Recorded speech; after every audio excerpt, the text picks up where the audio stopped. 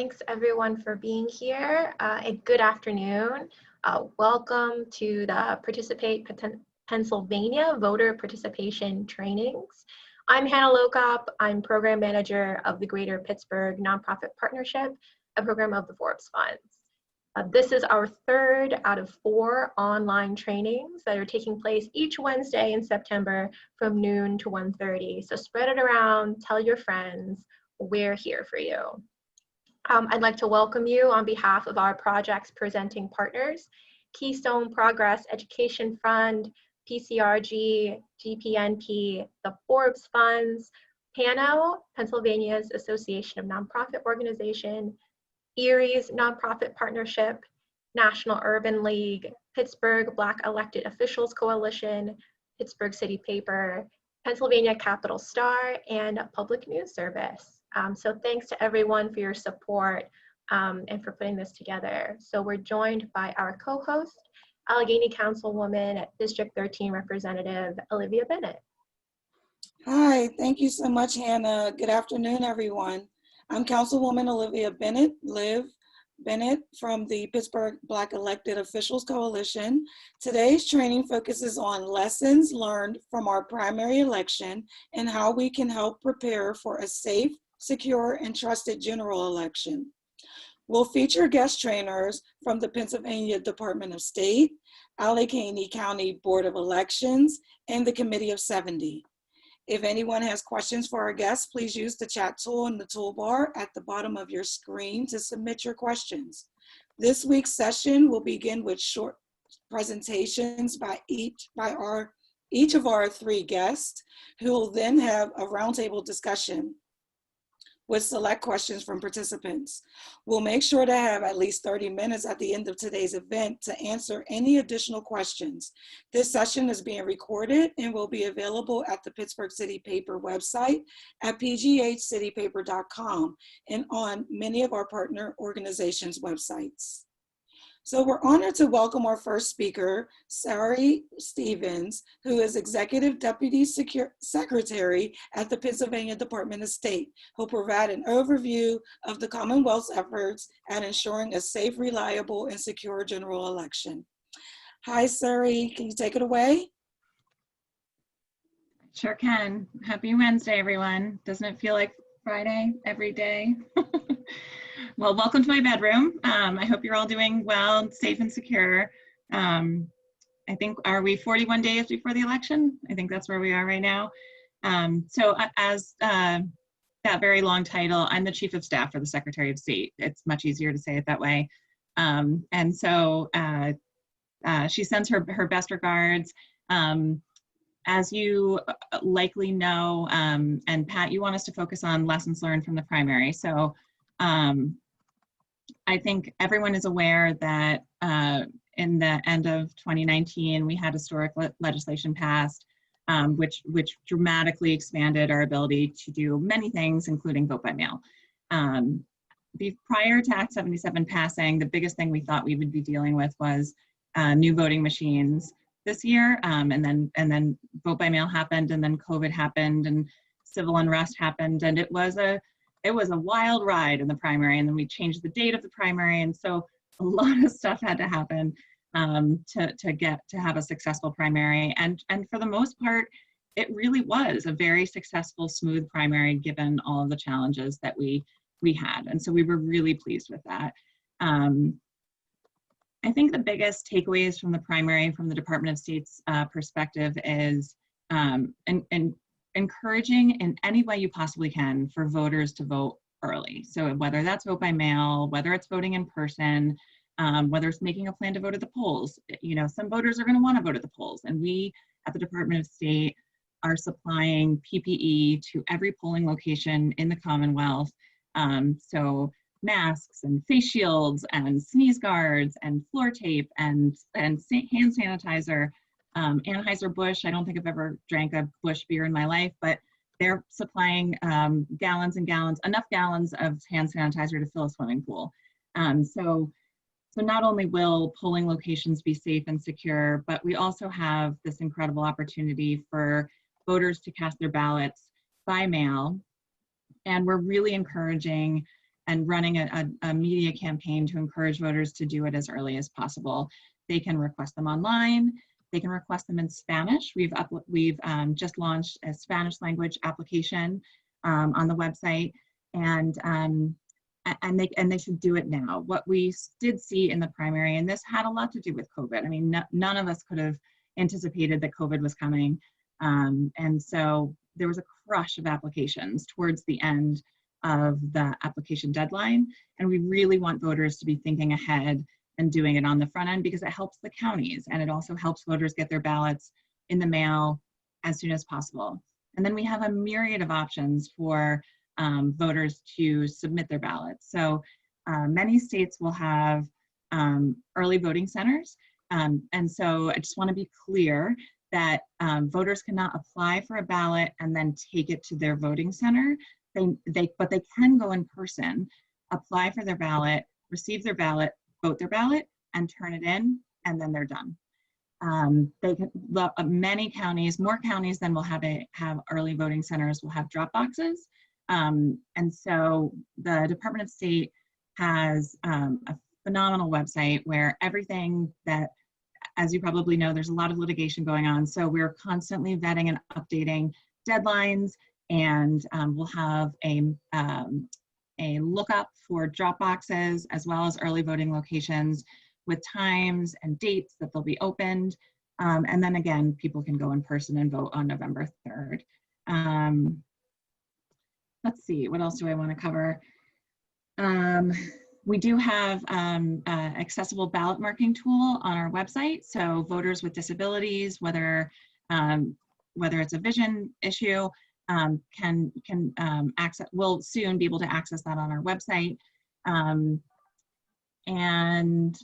I guess the last thing I would say, and obviously I'll probably think of things I missed later, but our website is a wealth of information, and we have a toolkit. You can go on there, steal it, put your logo on it.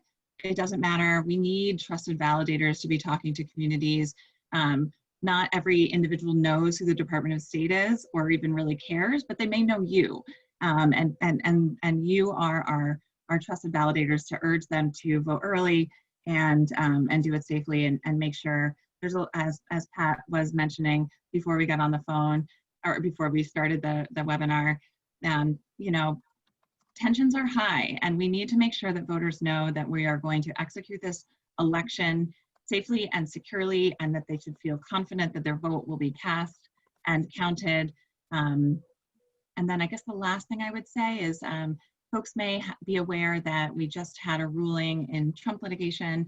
And so we want to be very, very clear that voters are hearing from everyone they possibly can that they need to include they're calling it the naked ballot, but we have a different way to talk about it. So it's the inner security envelope. It says official ballot on it, and they must include that. If they're voting by mail, that inner envelope must be included, otherwise their ballot will not be counted. And then they must sign the outer envelope. So those two things are really going to be important things that we're hammering home in our second wave of media communications. Right now, the department's really pushing people to get their ballot application in now, and then we'll be moving on to ensuring that when they do cast it, they cast it in the most appropriate way that it's counted, and that they understand the various options that they have for delivering it to their county election office, to their satellite election office, or to a drop box near them. I'm sure I forgot things, but I think I'll stop there, and I'm happy to take questions. Sorry, muted. But yeah, so thank you, Sari, for just beginning. Fortunately, we're having a roundtable discussion, so you know it gives you some time to collect your thoughts as we go towards other guests as they intro their stuff. And then when we come back together, then if you feel like you forgot anything, you can add it in there. Well, can I ask my question or now or no? I'm sorry? Can I ask a question now? I'm sorry. We'll be taking questions at the end, and we're asking everybody to remain on mute, and we will read those questions as they are provided in the chat. Okay. So thank you. So next we will be inviting in Bethany Hallam. Thanks so much, Sari. And we're joined now by our next guest, County Councilwoman, Bethany Hallam.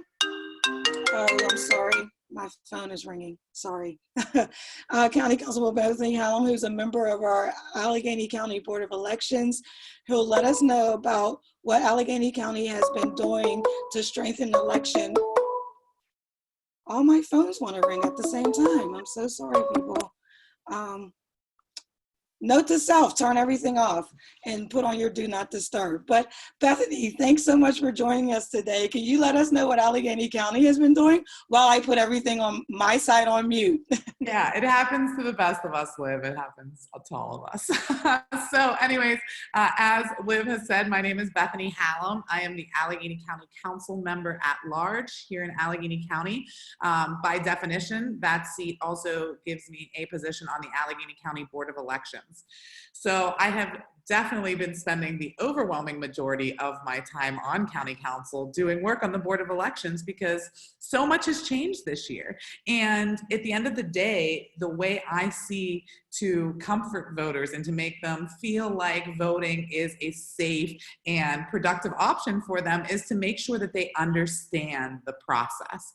Everyone who is frustrated that I've talked to, the reason they're frustrated is because of a lack of information, a lack of understanding of their options to vote. And this year, more than any other year that I've experienced, at least since I've been eligible to vote, voters in Pennsylvania have options. So first of all, I want to go over the options and then talk about just what's different between the primary and what we're dealing with now with the general election. So in this upcoming November 3rd general election in Allegheny County, voters have so many options, and that's the best part about it, because I personally am a big advocate to removing obstacles to voting, to making participation in our democracy more accessible to everyone who chooses to participate. So if you are someone who wants to stay old school, you want to make sure that you go to your poll on election day and vote in person, you can do that. In Allegheny County, in the primary, we did do a 90% polling place consolidation, and to say the least, it was a disaster. We were very fortunate that we have a robust elections division here that was able to process a high volume of mail-in ballots in the primary. But at the end of the day, we had organizations like the ACLU who had to step in to certain polling places in Allegheny County to keep them open longer, because when you have every municipality got one polling place.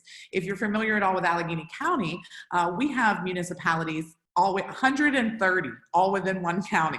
We have municipalities that have tens of thousands of registered voters in one municipality, and then we have municipalities that have a couple hundred registered voters. So each of those were treated equally in our consolidation plan in the primary, and it did not go over well. So in the general election, we will not be doing any sort of polling place consolidation. So that is great news for voters who do choose this option of going to the polls on election day. The next option you have is voting by mail.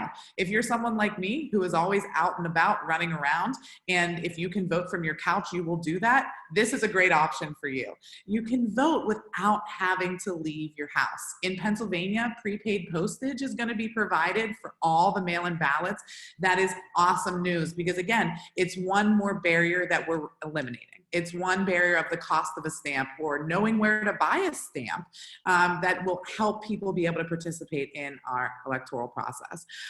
So as Sari mentioned, which I'm so glad, this is what I've been trying to focus on the past few days more than anything else, do not send in a naked mail-in ballot. If I have to do a marketing campaign with a bunch of elected officials naked, covering themselves with secrecy envelopes, I will do that to get the message across that it is so, so, so important that everyone remembers that secrecy envelope. And so I'll do that with you. What? You're in? I'm gonna remember that. I'm in. I hope you don't think I'm joking, because I'm all about that. I'm already thinking of creative ways to market it, yeah. Right, I love that. I've even seen friends and family members who have made their profile picture on Facebook a picture of a secrecy envelope that says, official election ballot on it. We need to get that information out there above all else. And so when we're talking about the vote by mail process, I make sure that I hammer home the fact that you can vote by mail and the deadlines to do so. Remember, up until 7 days prior to election day, you can request your mail-in ballot. please do not wait till 7 days prior to election day. That option is there, but please, as soon as you get your mail-in ballot, make sure you take that ballot, you put it in the secrecy envelope, you seal the secrecy envelope, and put that entire contents into the declaration envelope to seal and sign as well.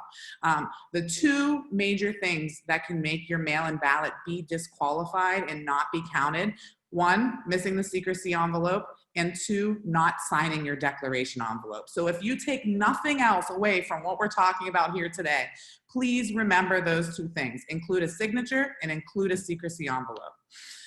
So again, that's another option that you have. And something that's really cool that's actually new this year as well is the option for satellite voting locations and drop boxes for the mail-in ballots. So in Allegheny County, we just last week finalized our plan for satellite voting locations and drop boxes for the mail-in ballots. Something that's important to remember, and again, every county has different locations, different options for how they're conducting their satellite locations and their mail-in ballot drop boxes. It's important to remember that these are not voter registration locations. Basically, what a satellite voting location is, the best way I've been able to explain it is it's doing a mail-in ballot without ever having to use the mail, right? It's a one-stop shop for in-person absentee voting. So the same way where you go through with mail-in ballots, you submit your request online, you're just submitting your request in person at a satellite voting location. Whereas you get approved online when you do your mail-in ballot, at the satellite voting locations, you get approved to vote that way in person. So it's the same process. You will get a paper ballot, you will get a secrecy envelope, you will get a declaration envelope. All of the rules for mail-in voting still apply, except it's a one-stop shop and you do it all right there. So that's why in Allegheny County, we decided that all of our drop boxes will be at the satellite voting locations so that they can be staffed by elections division employees. They are on county grounds at county facilities. And since you're really just doing an in-person mail-in ballot, we might as well have the drop boxes at those same exact locations for folks who did request the mail-in ballot to be able to submit those to the drop boxes at the same location at the same times. So those are some of the big changes that we're seeing since the primary here. In Allegheny County, we have increased our voter registration by 13,000 registered voters since the primary. I have set a goal to get 50,000 additional voters by the general election, and we still have some time. But as you know, October 19th is coming quickly, and November 3rd is coming even quicker. So I just want to make sure that everyone knows, above all else, we want everyone to be comfortable with the process. You have so many methods to choose the vote. That's in-person absentee at the satellite voting locations. It's requesting a mail-in ballot and voting from your couch. It's voting in person on election day. There are so many options and so many different ways to participate in those options that I'm hoping everyone is inspired to vote now that we've removed obstacles, made it more accessible for everyone who wants to participate. And at the end of the day, I'm not going to tell you that one option of voting is better than another option, because every person has different circumstances and has different information about the different ways of voting. I just want to make sure you know how to cast your ballot, you feel safe, and you feel comfortable using whatever method you choose. And at the end of the day, I just want you to vote. So that's all I have to say. Again, I'll be sticking around for any questions at the end, but I'm just really excited to be here, and thank you to everyone else who is participating. Thanks so much, Bethany. And thank you for going through what the satellite locations will actually be doing, because I think I even was giving out incorrect information. Yeah, you can register to vote there. Why not? So yeah, thanks for clearing that up. So now we're going to be joined by our next guest, Pat Christmas. He's Policy Director at Committee of 70, who'll update us on initiatives underway in the Philadelphia area to ensure an improved elections process. Welcome, Chris. I'm about to call you Chris. Welcome, Pat, and please take it away. Thanks so much, Liv. I actually get that a lot. I must look like a Chris and maybe just Chris Christmas. I mean, just the alliteration. I think it's the Christmas, and you just want to be like, Christmas is such a happy time. You just want to say it. Yeah. Well, anything that kind of gave us a positive vibe in your year. So, hey, Sari and Bethany covered a lot of the really critical ground, and I was going to kind of touch on a few kind of big lessons that we pulled out of the primary election and this year, and then talk about specifically what's happening in Philly. So, The big story, that we see is that this pandemic has revealed cracks, right? Massive cracks in society around, in education, healthcare, and housing. I mean, in every facet of our lives, and that is fully true in elections. I mean, our election code is from 1937, and it's old and creaky, and it's making abundantly clear to voters. I mean, election directors have known this pretty much their entire careers. Department of State's known this forever, but it's apparent to everybody, to all of us now, how our election code needs to be modernized desperately. And we're so fortunate that Act 77, this is the historic election reform package that came together last year, we got done because that gave us mail-in voting. But still, there has been an epic scramble amongst local election officials and state officials to make this election work. And what we know is that our local officials in particular, they have to run 2 full-scale elections. One mail-in and then one in person. I know in Philadelphia, they basically made the assumption in June. They're making the assumption again in November that they will have roughly a 50-50 split between those two, which they never had to do before. And in Philadelphia, we had 10, 15,000 absentee voters maybe in a huge presidential election. They had 175,000 people vote by mail in June. They're expecting 350,000 people to vote by mail in this election, and they have to run an in-person election under COVID conditions. So, you heard, Sari and Bethany stress that, the deadlines matter, the drop boxes matter, the satellite election offices matter, the steps matter. They really do. Unfortunately, the legislature is not getting the job done with a couple issues that we're not being litigated right now. Counties will not be able to start counting and processing these ballots until 7 o'clock in the morning of election day. The legislature could change that if they wanted to, but it doesn't seem like they will. So, the lesson there is, I think it probably caught a bunch of us off guard in June, where we didn't have election results for a week plus around some elections after June 2nd. The term is election week. That is definitely one of the lessons out of June that we have to get ready for. It's election week. It's going to be extremely intense. Pennsylvania, we're putting some distance between ourselves and some of the other battleground states as far as like where the ball game will come down to. And so we got to brace for the scrutiny, the mis and the disinformation. The news trucks, all of it, and just kind of sit tight.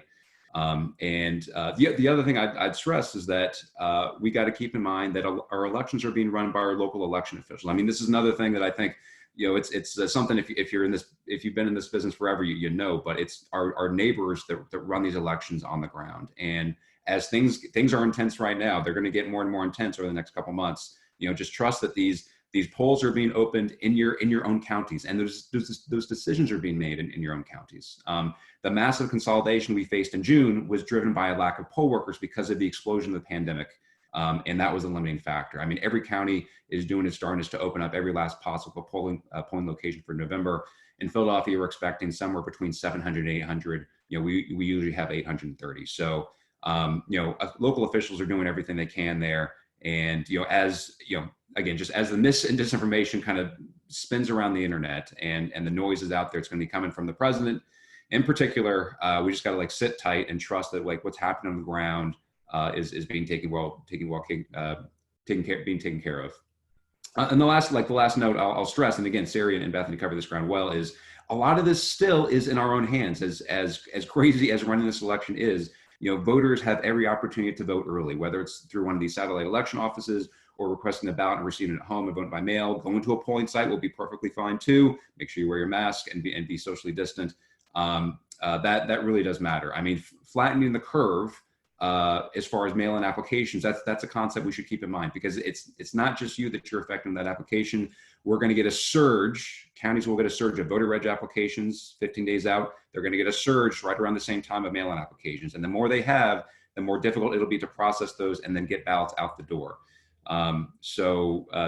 That's I think one of the overriding messages we're going to be talking about this whole session is do this stuff early. And votespa.com is definitely the reliable website for all things elections in Pennsylvania that folks should go to.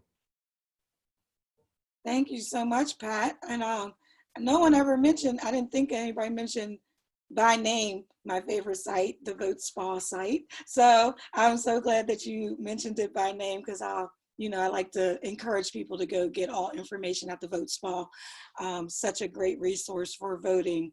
So we're going to bring all of our guests back in together to kind of a panel or group discussion. And with one another on how we can all work together, particularly with our community partner organizations and the public, to ensure the most reliable election process possible this fall. I'll remind our audience that if you'd like a question answered, please submit via the chat icon on your screen. We'll have at least a half an hour at the end of the program to answer questions. I'd like to start our open discussion by asking our guests to share their thoughts, excuse me, on the important messages that they and our community partners should be conveying over the next several weeks to support the best possible outcomes for a safe, secure, and trusted election season this fall. And I'll throw that to any one of you that want to start.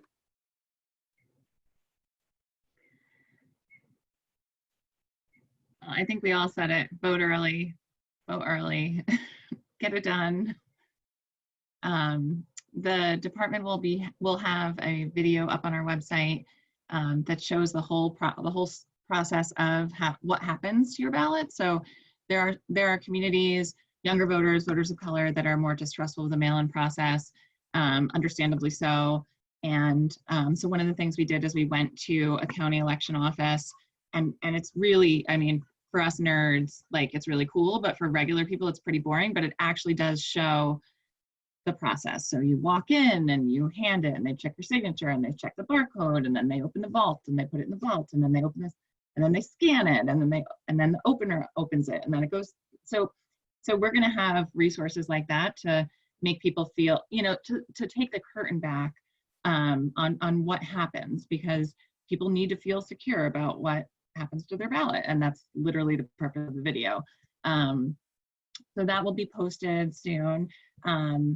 Emphasizing the disinformation, I think, is huge. So it's going to continue to swirl, as Pat alluded to. It's crazy now, it's going to get worse. So just being firm and steady, and putting out actual factual information over and over and over again, being validators, letting people know of the myriad of options that they have to cast a ballot this year, and taking the pressure off the counties so that people are getting in early, and we're not overloading them, because they're working in a COVID environment as well. So we have to remember that. Thank you. Allegheny was I think the first county to finish counting their mail-in ballots. So congratulations, Allegheny. I use you against Philadelphia all the time, because we want everyone to be done as soon as possible. But as Pat alluded to, the counting will probably only be able to begin at 7 o'clock on election day. So we're all up against those deadlines. And then I guess the other thing that I just remembered that I hadn't said before is we will be changing our election night reporting page so that you see both in-person ballots cast as well as mail-in ballots cast. And that's going to be really critical as election night wears on, and the national media is going to want to, you know, talk about the results. We want to be able to provide, and we're hopefully going to also be able to be providing a percentage of mail-in ballots that are counted, so that everyone's, you know, up to speed, and we're not calling an election before an election is completed because we're counting mail-in ballots. So, and I think, Allegheny, you have the highest number of mail-in ballots at this point. I think you're still beating Philadelphia. Yeah. Yeah, I actually think there should be some official, like, east side, west side of the state competition here, you know, like some friendly, healthy competition. Yeah, no, I mean, I'm doing that actively. This is where you get those professional athlete mascots involved, I think. No, I did that, Pat. Oh, that's a good idea. No, Swoop already recorded a video from the Eagles, and now whatever the guy is from the Penguins is recording a video, and we're going to be putting it out with their, like, iPads. Awesome. I love it. I love it. And I only got the Pittsburgh person because I got Swoop. Anyway, I'm digressing. But Yes. And we have a whole bunch of Steelers too. Jerome Bettis and Coach Tomlin are all participating. So Awesome. Yeah, I think that was one of the great lessons that we learned out of the primary, because Allegheny County counted their mail-in ballots as soon as the election polling places opened, instead of waiting to receive the polling place ballots and then counting the mail-in after. I think that Allegheny County did the right thing in that, and that if we want to have a successful election across the state and get results in a timely manner, then maybe other counties should model after Allegheny County in that one area. I won't say in every area, but that one was good.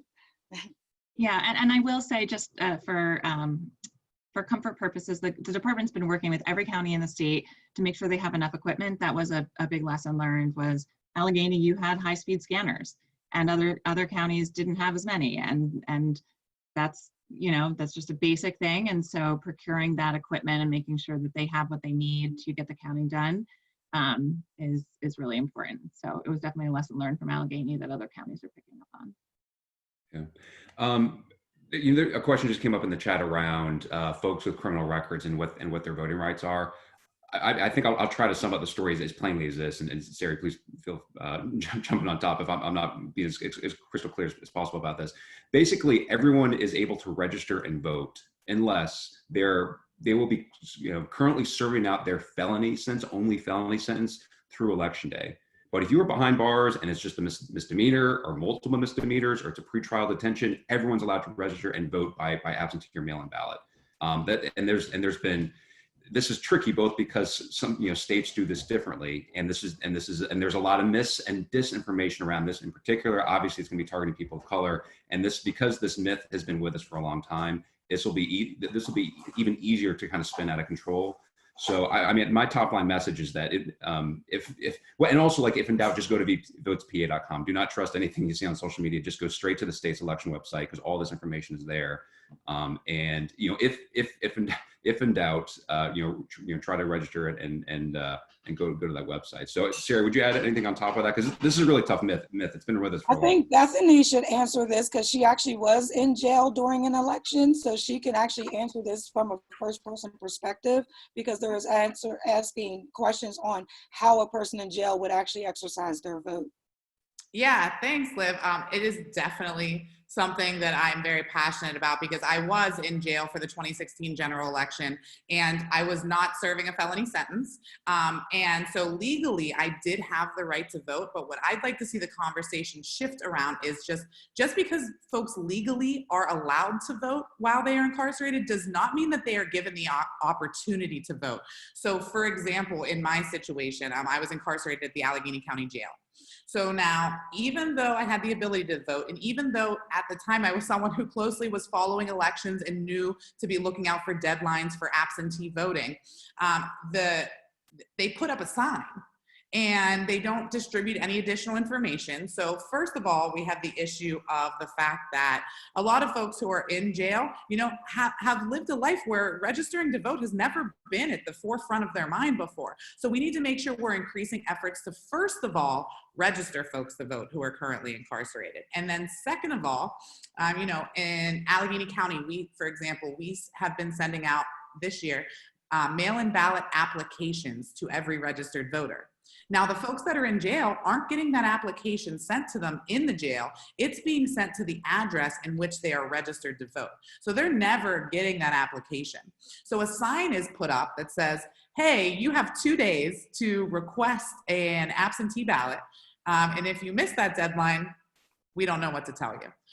So that's been something that's been really frustrating for me, and especially really difficult during COVID, because we do have some great nonpartisan, you know, incarcerated folks, rights organizations who have been wanting to get inside the jail, but because of COVID shut down to outside visitors, we really need to figure out a way to get more creative to make sure not only are folks registered to vote in jail, not only do they have the opportunity to apply for their absentee ballot in jail, but then also, why would they vote if they didn't know what they were voting for? We are able to pull up our phone and go on the Google and see what each candidate stands for and see what each office does in their elected position.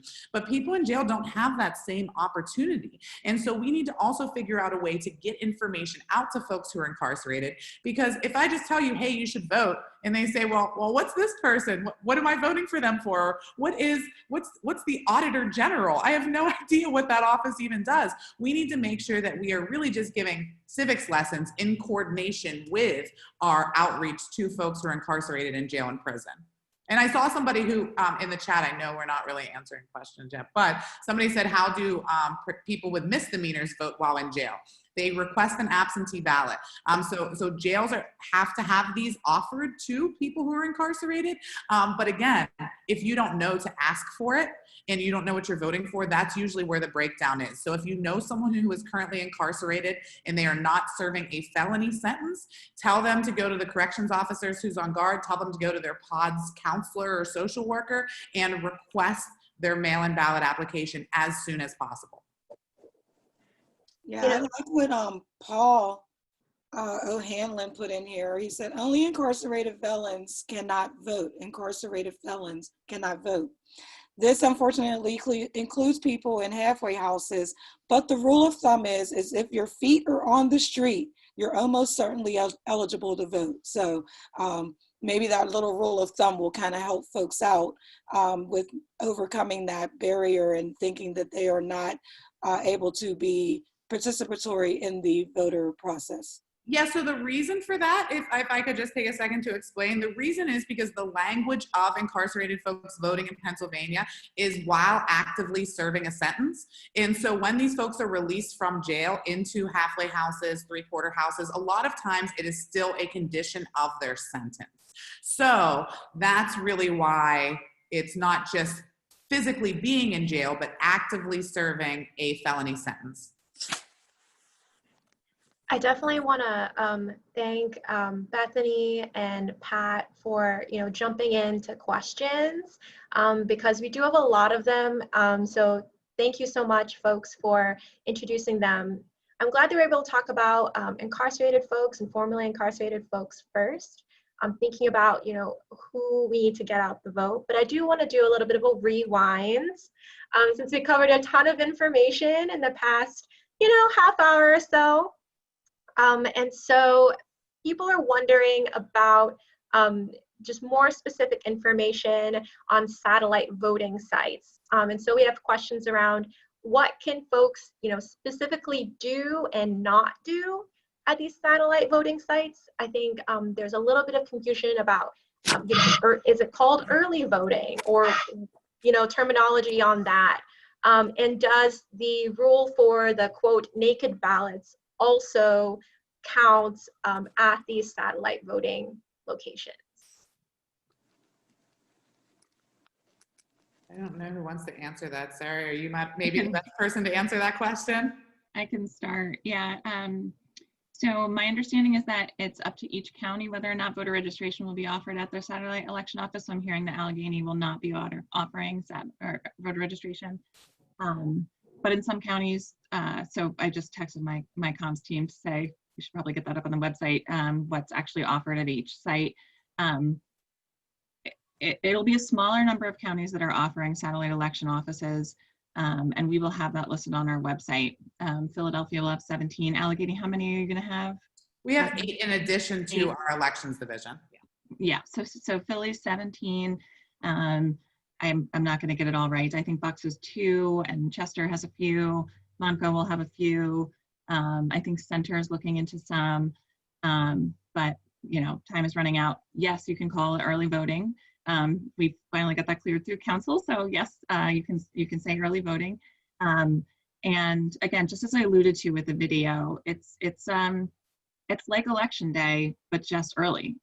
You go in and you ask for your ballot and you request your ballot and you fill out, they'll have an area off to the side where you can fill it out securely on your own in privacy, come back, provide it, they'll check that you have the signature. But yes, the envelopes will all matter even at the early voting sites. So the envelopes always matter, and this is actually of huge importance right now that we're all communicating about the inner envelope and the outer envelope being signed. I know the reason I have been staying away from the early voting language is because what I've seen happen is people are hearing, oh, there's early voting in Pennsylvania. They go on the Google to figure out, oh, does Pennsylvania have early voting? and officially we don't, right? So they've been seeing no, and then that's where kind of the confusion is starting. And so I've definitely been trying, any infographics I've been assisting with folks making, any messaging that's been going out, at least here in Allegheny County, I've been telling folks to kind of stay away from that. I'm glad we have a legal clearance to be able to say it now, so I'm really glad to hear that. But I think, at least in my opinion, I'm going to stay away from that language just because I've seen some of the confusion around it. And yeah, I think that satellite voting locations, a hard thing has been because every county is doing it different. There really is no central information from the state. There can't be, because every county has different resources. And I've heard from folks in some of the more rural counties, I think something that's important to remember for folks, I'm sure most of the people on this call are aware of it, but maybe for the general public just watching this, that in Allegheny County, we have dozens of people, full staff members, full-time staff members on our elections division. So we have the capacity to staff these satellite voting locations, where there's other counties. Don't be discouraged if you don't have a satellite voting location. I think it's because the way that the law was written, allowing for the satellite voting locations, it has to be able to hook up to the shore system, right? It has to be on a county secure network as well. That's a cost. There is a cost associated with that. So don't be discouraged if your county isn't doing satellite voting locations. And it sounds like Philadelphia County is beating us in satellite voting locations numbers. So that's another challenge I'm going to have to take up next year. We already have them finalized for this year, but that's another challenge you just put in my mind. But yeah, in Allegheny County, no registering to vote. And also information we've been putting out is for folks not to expect the same experience as if you were voting in person at your poll on election day. We're telling folks to expect a 10 to 15 minute voting experience, from station to station, from the application to the going over to actually mark your ballot, to putting it in the envelopes and putting it in the box. We don't want people to think that they can walk in and walk out in the same way they can at the polls, so they can allocate some time. So we're telling people 10 to 15 minutes in addition to any wait times they may experience. And Bethany, one cool thing that we heard from Center County was they're doing appointment times. So just like you would do at urgent care. And walk-ins are still allowable as well, but to sort of space out that time and make it easier on the staff. And I do want to clarify that even if a county doesn't have a satellite election office, a voter is still legally allowed to go into the county election office now. So, it's more convenient for people who are nearer to their county seat or their county election office. I'm, for instance, 40 minutes away from mine in Cumberland County. So that's not necessarily convenient for me, but that is absolutely an option, even if there's not other additional sites. Yeah, I'll add on one other detail, and this is challenging because the counties are having to scramble to set these things up again, basically overnight. Overnight being over the summer, and these things are not easy. I mean, Bethany pointed out they have to have a secure connection with the shore system, for example, the state's voter database, which that alone is not an easy thing to do. But in addition to, I guess, some counties providing voter registration and others not, Philadelphia is supposed to be doing that as well. Philadelphia will also be allowing folks to request a replacement ballot. If for whatever reason they requested a mail-in ballot and it got lost or got damaged, or they made a mistake and damaged whatever they did to their ballot packet, they can go to one of these offices, supposedly according to their announcement this morning, starting October 6th, and request a replacement. That's a pretty important feature that we'll have here in Philadelphia. But again, it's county by county by county, depending on their staffing and how quickly they're able to get these procedures up. So Sari, if you're noting that DOS is collecting all this stuff as quickly as possible to on votespa.com, that'll be the place for people to go to figure out how this. Yeah, one of our staff members actually had their dog eat their ballot, and they went and got it. It happens. And they brought it in, and they got a new ballot. So it happens. Wow, yeah, we are not allowing folks to do that here in Allegheny County. Even if we're going to talk about spoiling ballots that folks can do in person at the polls on election day, we're not allowing that to happen at our satellite voting locations either. So basically, if you have applied for a mail-in ballot, our satellite voting locations in Allegheny County are not accessible to you. All you will be able to do at those locations is then turn in the mail-in ballot that you already applied for. So that is interesting to know that Philadelphia is allowing that. And I just have a question about the registration, because that's something that I think we're really missing out on at the satellite voting locations. So could I register to vote and cast my in-person absentee ballot all at the same time? It could be a one-stop shop for all of it? Yes. Wow. That's great news. Yeah. It would be a longer visit, but yes. Yeah. It would be worth it. worth it, because all I have to do is get a person there once. That's all you need to do. And then they're registered, they can vote, and then it's done, you know? Yeah. Yeah. I guess, you know, one message I might tack onto that is for those folks who are able and willing to just go ahead and apply online. Also, that's another thing to stress. Use the online voter registration tool, use the online mail-in application tool if you possibly can, because that is by far the easiest for counties to move through quickly, and it minimizes the risk of mistakes, both on the voters, the applicant's part, and on the, you know, the election clerk's part on the county side. But if you're willing to do that and receive your ballot at home and just put it in the mail early, you know, I might suggest, like, we want to maximize the number of people who do that, because, you know, there will likely be lines at these offices, and we want to minimize those too, just like minimizing lines on election day. So if at all possible, just get your ballot at home. You do have a good bit of time right now to look it over, make sure you understand everything, get it in the mail early, and you will be just fine, regardless of the U.S. Postal Service headlines. I mean, if you get it in the mail, I mean, the U.S. Postal Service recommends 7 days out. You should be just fine. So that's I guess the serious point about just stay calm over the next couple months. We have a chance to get our ballots in. Great, appreciate that, folks. I want to stick on the ballot and the procedures for a moment, because Paul also brought up something I think that's very important. When we talk about the secrecy envelope, can you explain why this envelope is so important, and why it's such a big requirement here, particularly as it relates to, you know, voter challenges and that sort of thing? You know, for transparency for our viewers, you know, to understand why this is important might help them understand why it's so important for them to include it. Yeah, that's a good point. I mean, on its very basic level, it's statute, and was recently ruled on by the courts. So, like, within the last week, I think, maybe even days at this point. But if you can imagine, the outer envelope has it's the declaration. So it's all of the voters' information and the signature. That has a barcode on it, it's scanned, and then it inputs into the SURE system. So it's all about security and ensuring that there is only one vote cast by each voter. When that's taken out, it's separated from the inner envelope. And then that, you know, there's no identifying information. So it's ensuring that that there's privacy as far as voting by mail goes. So it's statute, it's court decisions, and it's also just a mechanism for ensuring privacy for the voter. But it's what we're living with right now. When we have our video up on the website that shows the process, you can see how it's all separated and segregated, and how the election officials deal with them. Yeah. Does that help? Yeah, I think one of the things he was bringing up was, like, if there's a challenge to the votes, like, does this process, you know, also provides protection in that situation?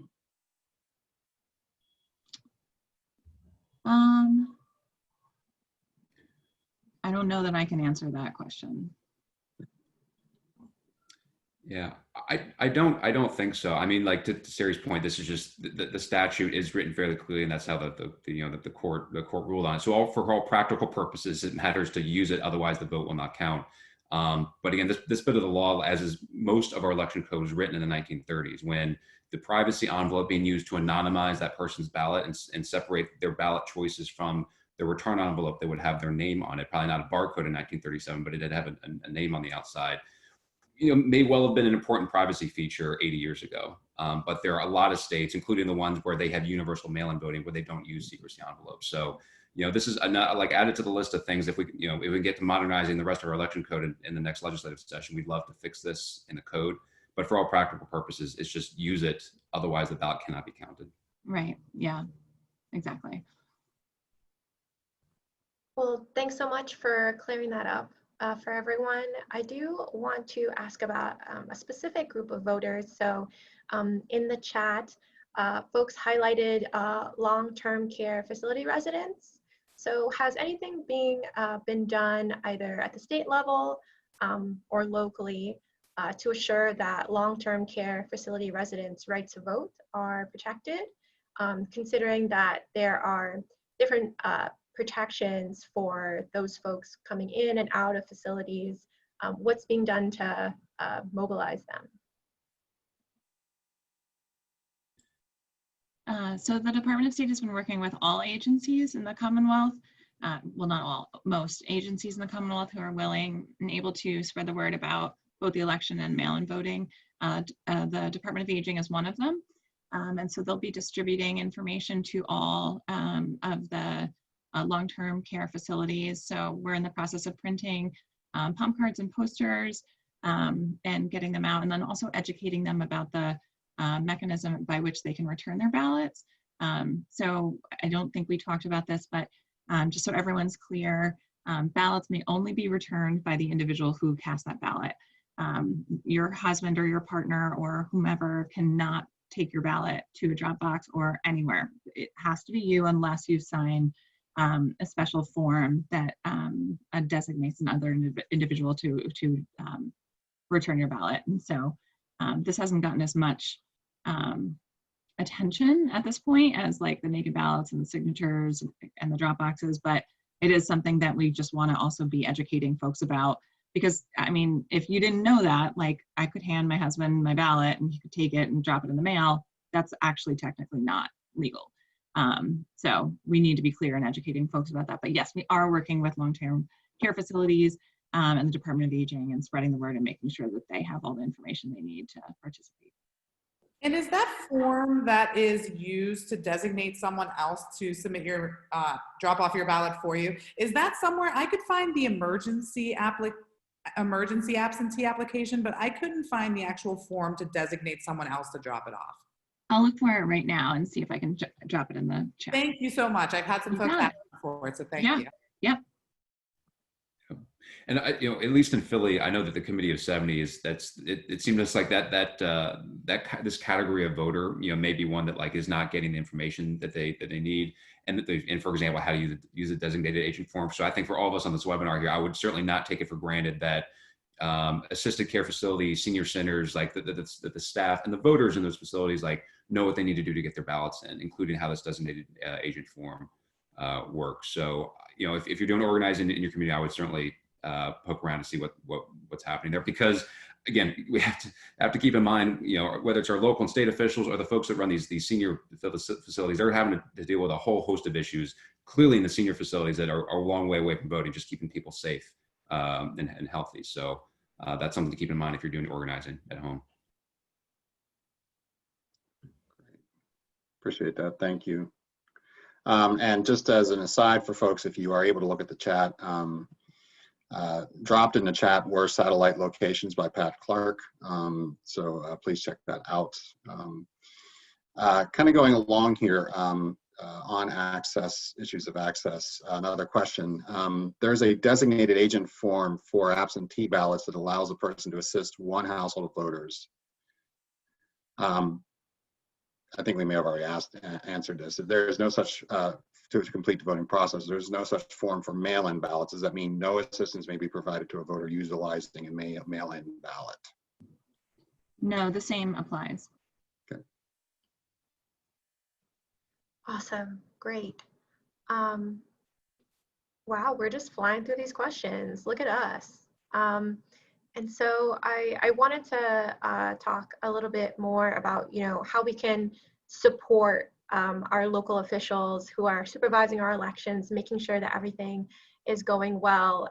So since, you know, each county is different, but obviously we all play our role in making sure that folks are able to vote and that things go smoothly, how might we best support locally our county officials and those who are supervising the elections, whether we're a nonprofit or we're, you know, someone who's just wanting to help out in this time? I think, you know, I can tell you a lot of ways that we could use some help. The first thing that I would text just to the general public and also to some organizations, I have seen some folks putting out information saying like, apply again, you know, if you didn't get your ballot yet, which first of all, in Allegheny County, I don't know if any other counties are different. Our ballots haven't even started going out yet because, you know, we just found out Thursday who was even going to be on the ballot. So we're still in the process of, on our end, making sure that we've proofread and gone through all the steps to actually finalize ballots. So Please, if you haven't seen your application processed quickly enough, we have a backlog of paper applications, as I would assume most other larger counties do.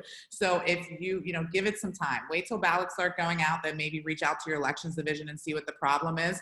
But actually, we have seen a remarkably high number of duplicate mail-in ballot applications. So if you know you did it, especially if you did it online, which is a super streamlined process, please do not apply again. Another thing that I would say would really help our elections division workers, because I don't know if anybody is aware, but our elections division workers, like in the weeks leading up to the primary, I mean, almost even months, and it's happening again now as well, they're working through the weekends. They're not taking vacation days. They're even working through holidays. And so anything that we can do to alleviate that burden for them a little bit would be awesome.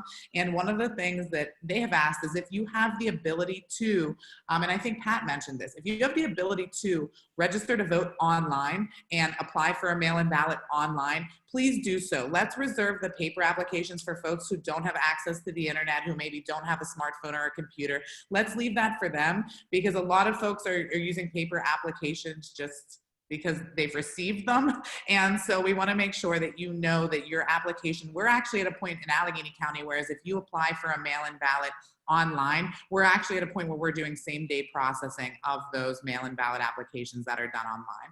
So those are two things that I would suggest, that just in general, if you are coming from a local organization who's talking about these things, if you are a voter, please, tell people that if possible, the usage of online really streamlines the process, and please don't do it twice.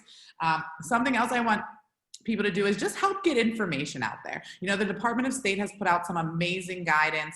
I've seen, we're starting to get some stuff here in Allegheny County. We're not there yet. I've been stealing some Philadelphia County infographics lately, but just get the information out there. Again, like, to me, at the end of the day, there's nothing anyone could be more helpful with than to get information out there to the voters about what we've talked about today, about signing your declaration envelope, about including your secrecy envelope, about the options to vote, about the fact that folks who are incarcerated can vote, about the fact that there is a form that you can have someone else drop off your mail-in ballot as long as it's authorized.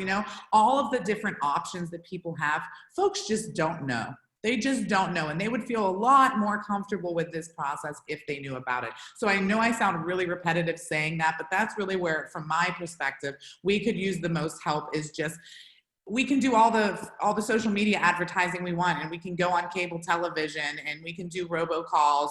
And at the end of the day, we're never going to hit everyone with the information that's out there. So anything that any other organizations can do to help, that's definitely what I would say would be the best. Yeah, and I would just say that about the duplicate registration request or mail-in ballot request, the time between registering to get a mail-in ballot during the primary to now is so long. Like, a lot of people just don't remember, and it's not like you're getting like an email alert that says, "You're set, don't worry about November, we already got you." So I think there's like a fear that's causing some of those duplicate entries. And then also, I've tried registering people on the phone, and at least twice it has not worked, and we ended up going to the paper ballot. So I don't know if there's something about phones and trying to do it or what, but I always keep the paper ballot next to me now, because the phone thing doesn't always work. What do you mean registering by the phone? Like going to Votes PA and trying to register people by phone, like online. Okay, so the online form is not working for you? Yeah. Okay. Yeah, definitely report that to us. That's good to know. And I would just echo Bethany. Some people feel more comfortable with paper. We're almost or close to 50% paper applications right now, which is a lot.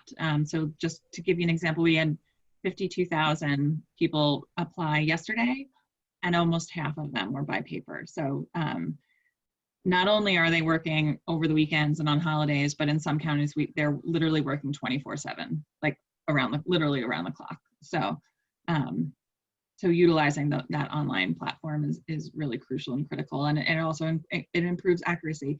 And the other thing I will say is, if you do provide an email, you will get emails along the way. So we have a mechanism set up that if you provide an email, so Allegheny County, for example, when the ballot's ready, you will get an email. And then when the ballot's sent, you'll get an email. And when you turn it out, when you fill it out and turn it back, you'll get an email that says your ballot's been received and counted.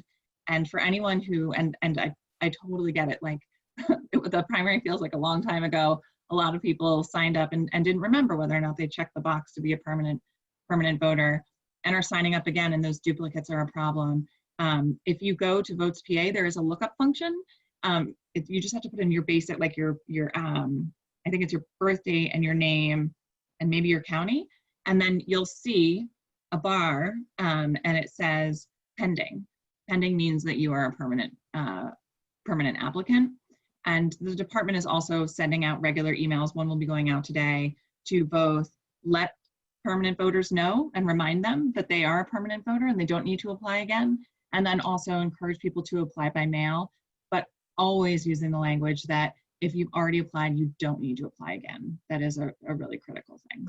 If I could add something onto that, because something that I've been hearing from a lot of people is, so when you do that ballot tracker, which if I had a nickel for how many times a day I sent the link to the ballot tracker out to people, I would be a very rich person right now.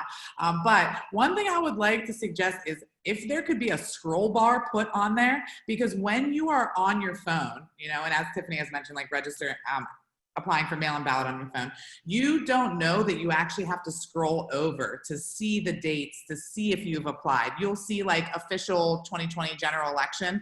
There's nothing that lets people know. So they're sending me these screenshots saying, how do I know if I applied? And I have to respond back. If you just take your finger and drag it over, but there's nothing there that indicates that to people. So as you're mentioning the ballot tracker, I just want to let anyone know who's going onto the ballot tracker, where the link is in the chat right now. Pat just posted it.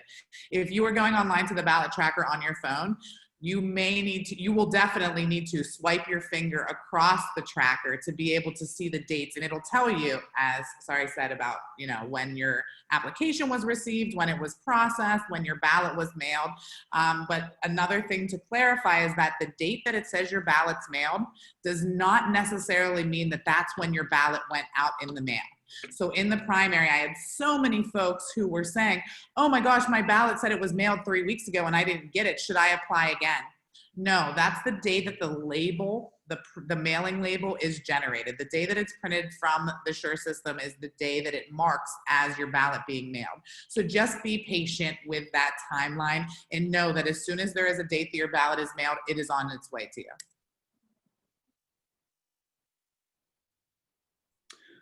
One other just quick note I'll add on about the applications that are landing is that both parties, the campaigns are all sending out these applications, and then the Voter Information Center or Voter Participation Center, these are two kind of related entities. These are the folks who, they always show up, if not every 2 years, every 4 years, and drop millions of applications. It drives county officials crazy, I assume, including Bethany, because it looks kind of quasi-official. Someone receives it, they assume that they're not already applied to receive a mail-in ballot, and they fill it in again. So, votespa.com, again, like over and over again, that's where the status tool is, that's where voter reg is, that's where the mail-in application is. And if we can maximize the number of people who check online and don't send in duplicates, that's going to be really, really helpful. But those are legitimate applications that are being sent out by this entity. So just for all the hyper-informed people in this particular webinar, that's something you can remind folks that bring this question to you. Yeah, but also remember that in some states, the address to return those to were incorrect. Here in Allegheny County, we've had a couple instances of them being returned to sender because the Center for Voter Information envelope actually has your address as the return address. And so we've actually even had, and our address was right. And so just, it's definitely an option, but don't get scared when you see them and think that means you haven't registered or haven't applied.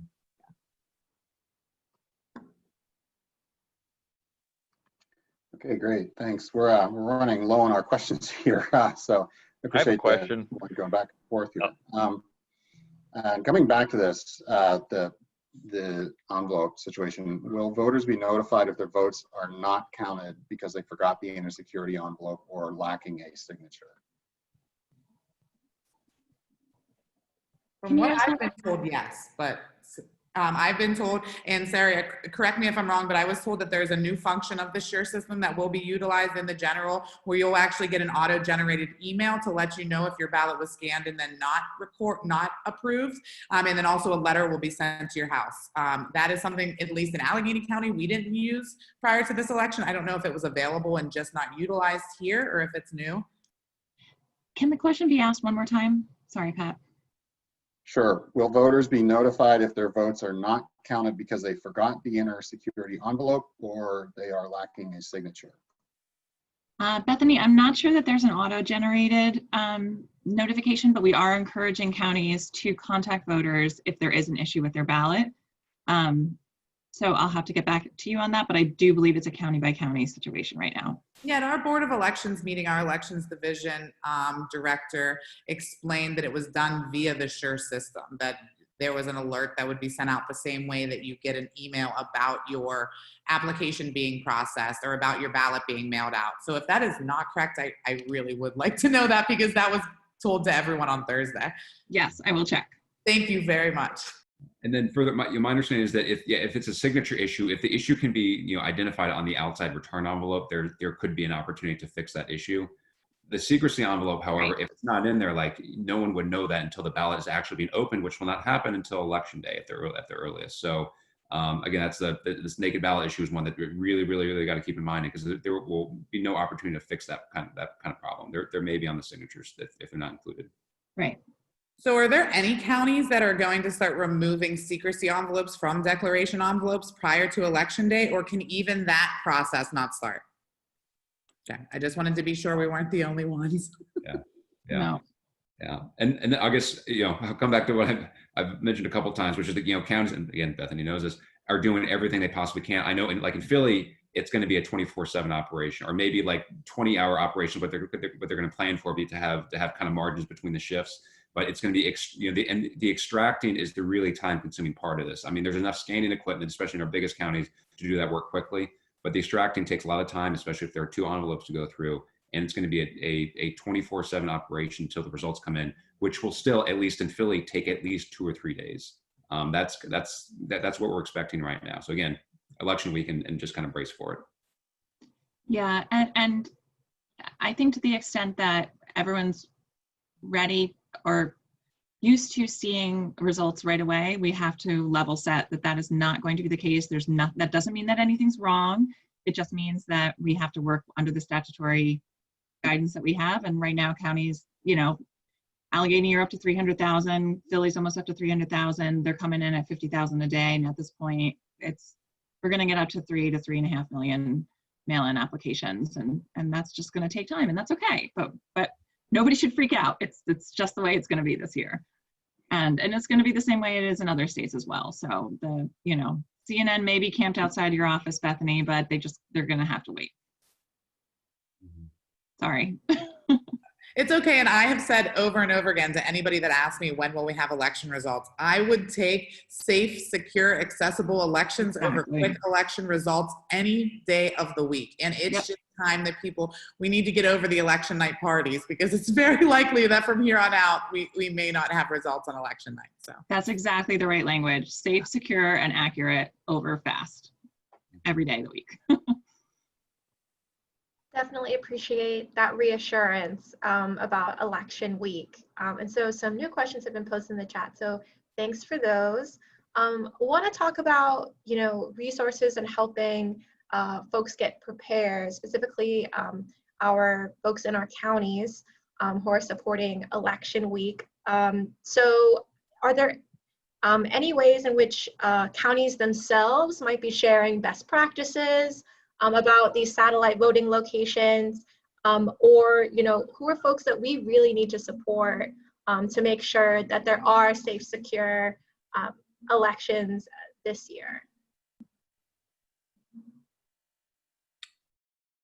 Well, as far as supporting the counties, I mean, we haven't discussed a whole lot on this webinar the need for poll workers. Whether it's that the local county election website may have an interest form there, or votespa.com. Again, there's an interest form there as well that includes information about what the job is like. There was an announcement from Department of State, I think just a week ago, with 35,000 plus folks that have completed that form. And those contacts are then distributed directly to counties.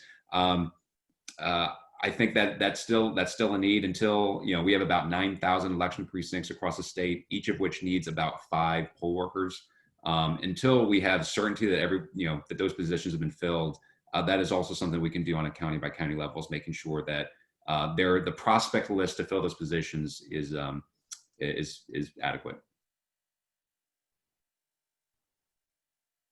Yeah, that's right. We've had an unbelievable outpouring, really at this moment in time. Very heartwarming to see so many people stepping up to help with civic engagement and democracy. The secretary herself was a poll worker, and so it's something that's very near and dear to her heart. So we've had 35,000, and that was last week. I don't have an updated count as of today. They were coming in about 1,000 a day.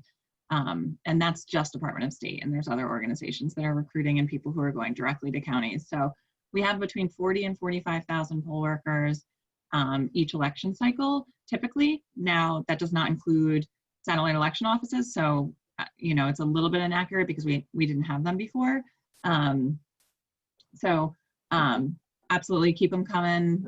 And then, and if you do outreach around poll workers, there's a response on our website that we say, due to the overwhelming response, just be patient in hearing from your county, because we don't want people applying again and having a duplicate and feeling freaked out that they haven't heard from their county. And not everyone's going to be utilized, but seeing those submissions roll in was really amazing.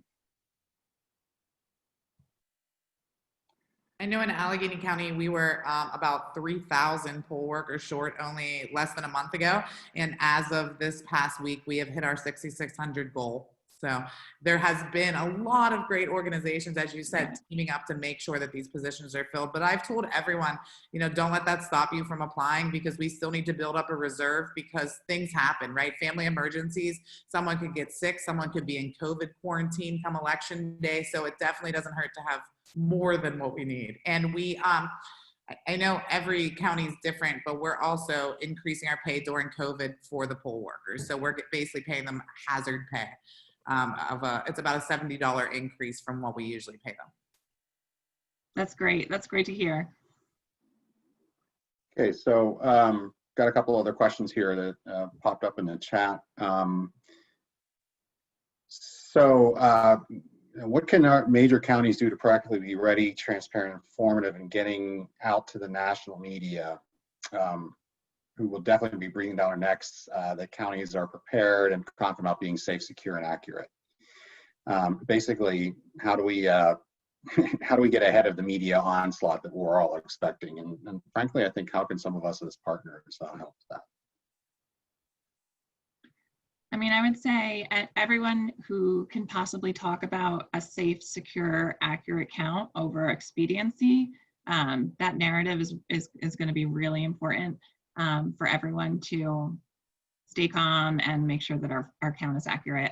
The department, as I said in the beginning, will be changing our election night reporting page so that you see both mail-in and in person. There's a very big difference between the individual political parties and how they're utilizing mail-in ballots. So that's going to be important. And then we're also showing the progress to what percentage of mail-in ballots have been counted.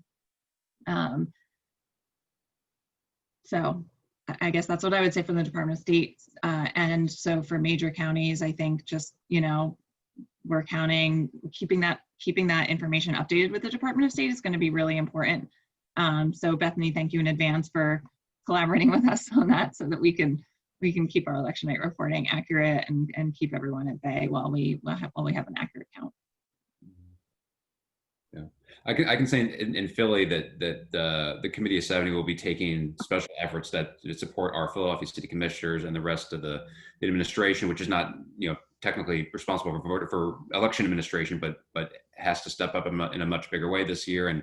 And Philadelphia, may well again be in the crosshairs of all sorts of allegations as it was in 2016. So Philadelphia aside, Pat, I'm just going to flag your comment here if you don't mind. Again, one of the messages here is that like elections are run on the local level. Poll workers are your neighbors. I mean, the folks that work in your county election office are from your county. And if there's work that can be done to elevate those people and their voices and what they do, I think that'd be really valuable because that kind of helps ground, kind of where we are and how this election's working, and hopefully will provide a sense of calm. Because again, the cable news will be going crazy and social media will be going crazy, but the fact of the matter is, elections are run, in your own community, and so therefore there should be nothing to worry about. There are nightmare scenarios out there, litigation or otherwise, that I don't think we need to talk about this afternoon. But as far as like the mechanics of the election go, that's a local operation, so we should trust it. Yeah, thanks so much for answering that. And so I think Pat Clark also put earlier in the chat about, other than Vote Spa, which is a wonderful online resource, what are some other great online resources that nonprofit organizations could rely on, to send out information to their folks weekly, daily on FAQs, just to give folks accurate voter information? I'll take a dig first. We Vote initiative is something that the Committee of 70 has started. It's a statewide initiative. The information will be applicable to any county. We actually have a partnership opportunity for any organization or company of any size or shape that want to work with us to make sure that they can get information out to their network. There's also an FAQ that's on our that site now that we'll be fleshing out a good bit more because there are a lot of specific questions that are come up, including, for example, around the designated agent form that folks will need clarity on. So wevote.70.org is that site, and I'll drop my email in the chat as well in case folks want to connect on that particular program.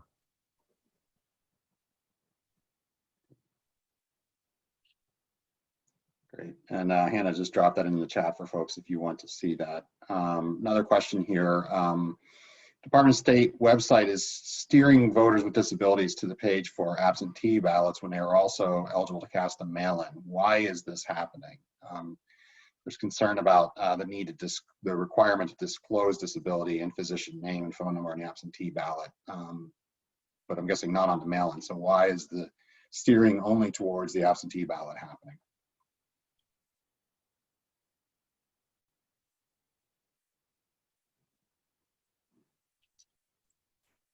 I see Sari's gone dark. She may have. If I had to venture a guess, what I would guess the reason would be is, remember, just because we have no excuse mail-in voting in Pennsylvania, we still technically have absentee voting as well. This is a complicated thing, but the way I explain it to people is we would actually have to change the PA Constitution to get rid of absentee voting. And as hard as it is to pass legislation in the PA state legislature, that is an easier task than it is to change the PA Constitution to get rid of absentee voting. And technically, if you are unable to get to your polls on election day, you are eligible for an absentee ballot. So if you need someone to take that in for you to be a designated agent, technically you are voting absentee. If anyone has gone online and applied for their mail-in ballot, you will see that you are still asked those 3 qualifying questions to determine if you're going to be directed to the mail-in application page or the absentee ballot application page. Again, the ballot that sends out, the process by which everything is done is the exact same, but I just went to help somebody do an absentee ballot application the other day, and it does look a little different because some people need that ballot to go to a different address than the one at which they're registered. So that would be, if I had to venture a guess, why it's there for the absentee ballot, because technically these folks are voting absentee. Mm-hmm. Yeah. And fortunately, something that the legislature did do in Act 12 of 2020, which is the bill that changed the primary date, was guarantee that a voter who that applies for one ballot when they technically should have applied for the other one, their ballot cannot be challenged on those grounds. So specifically, for example, if you will be outside of your municipality on November 3rd, but you apply for a mail-in ballot and not the absentee, that mail-in ballot cannot be challenged. So the 3 questions on the online application that the Department of State has are sorting questions, but basically any Pennsylvanian who winds up applying for the mail-in ballot will be completely okay, and that ballot will be safe and counted. Rest assured. So it's this weirdness about, as Bethany mentioned, absentee voting being in our Constitution that's created this confusion. And there is a proposal out there in the legislature to eliminate absentee voting from our Constitution so we can only have mail-in voting. But that's why these kind of sorting questions are out there in the beginning on the mail-in application that's on the state's website. Yeah, just to follow up on that, the concern here is the sorting process puts a higher burden on voters with disabilities, and if they are eligible for both, why not have both be available? And that's maybe something to take back to state to have that available. So.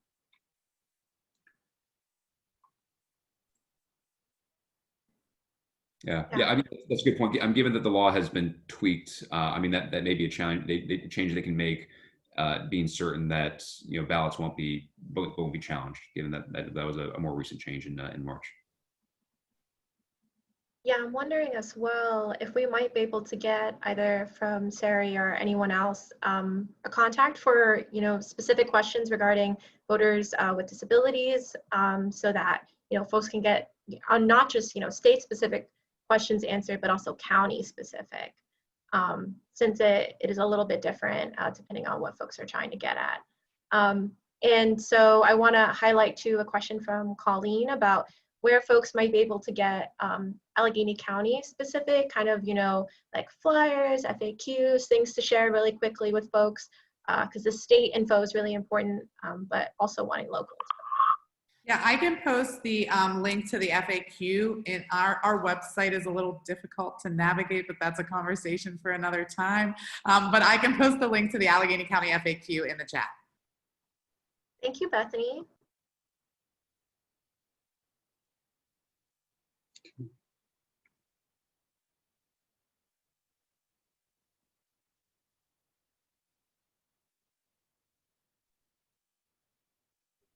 And so I see, plenty of conversation going on in the chat.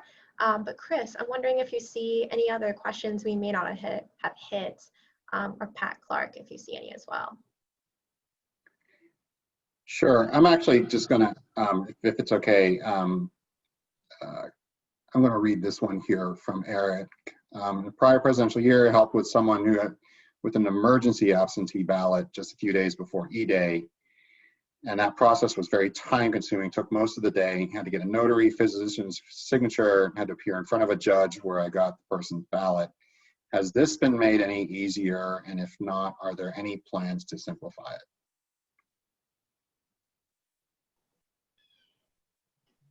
Paulo Hanlon answered that, and I'll share his answer. He'd been kind enough to point this out in a previous session too. Act 77 also simplified the emergency absentee ballot process considerably. It's been streamlined, eliminating the need for a notary and a physician's signature, and it's now an entirely clerical process, no longer requiring an appearance before a judge, which I spent some time doing with Paul in 2016. So I was glad to see that.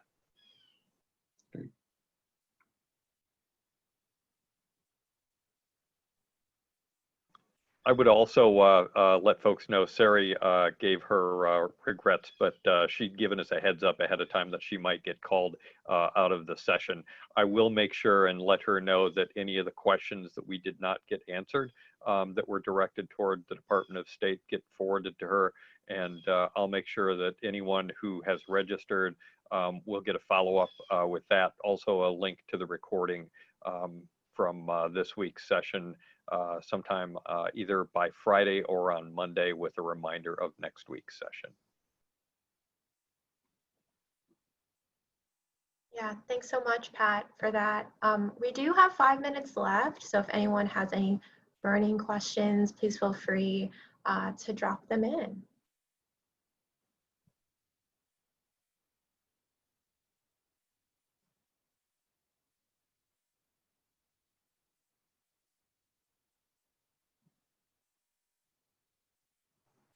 I'll use my privilege as the convener just to ask Bethany and Pat, if you had one thing that you think that is critical to repeat. I do a lot of work in communities, and I know you want to state what you're doing repeat what you're doing, and then don't forget to add a third time exactly what you're doing.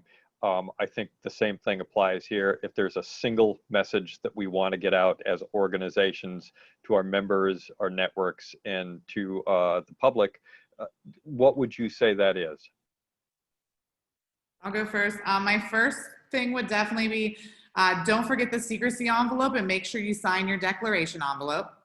My second thing would be don't forget your secrecy envelope and make sure you sign your declaration envelope. And my third, but most important thing would be do not forget your secrecy envelope and also sign your declaration envelope. So those would be my three main points that I want people to remember.